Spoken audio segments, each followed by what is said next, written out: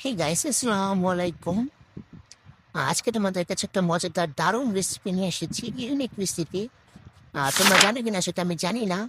তোমাদের এলাকায় এই খাবারটা খায় কিনা সেটা আমাকে কমেন্টস করে বলো, বা এভাবে কেউ ডিম রান্না করে কিনা আমাকে জানাইও। প্রথমে আমি ডিমটাকে তেল গরম করে ডিমটাকে ভিজে নেব। তারপরে ভাজার পরে তুলে নিয়ে সেই তেলের ভিতরেই আস্ত জিরা, কাঁচা জিরা ভিজে নেব।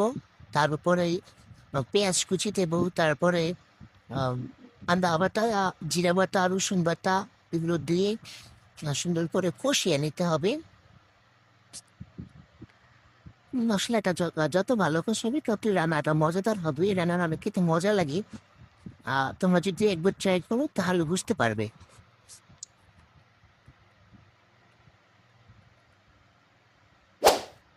একবার ট্রাই করে দেখো যে কেমন লাগে খেতে আসলে। এটা আমার কাছে অনেক ভালো লাগে। আমি মাঝে, মাঝে রান্না করে খাই।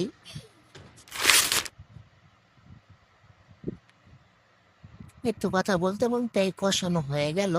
যাই হোক গাইস, আমি নতুন, আমার চ্যানেলটা সাবস্ক্রাইব করে দিও। তোমরা বাসে না থাকলে আমি কীভাবে উপরে উঠবো বলো? আহ, তো লাইক কমেন্ট শেয়ার করে দিও। এই যে আবার কাঁচামরিচ দিয়ে দিলাম। তার উপরে আলু, সিদ্ধ করা আলু একটু থেতলে নিও বাবা, বা চটকে নেয়।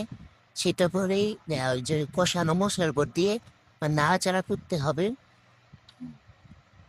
তারপরে ওই যে যে বাটিতে থেতলেছে ওই বাটি ধুয়ে পানি দিয়ে দেবে।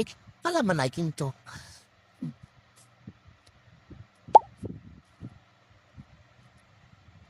তারপর যখন বলক আসবে ডিমগুলো দিয়ে দেবে।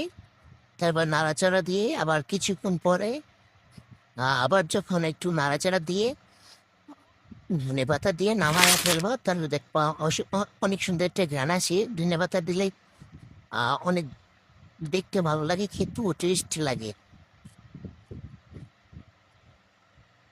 একটু রেডি হয়ে গেল আমার ডিম আলুর ঝোল।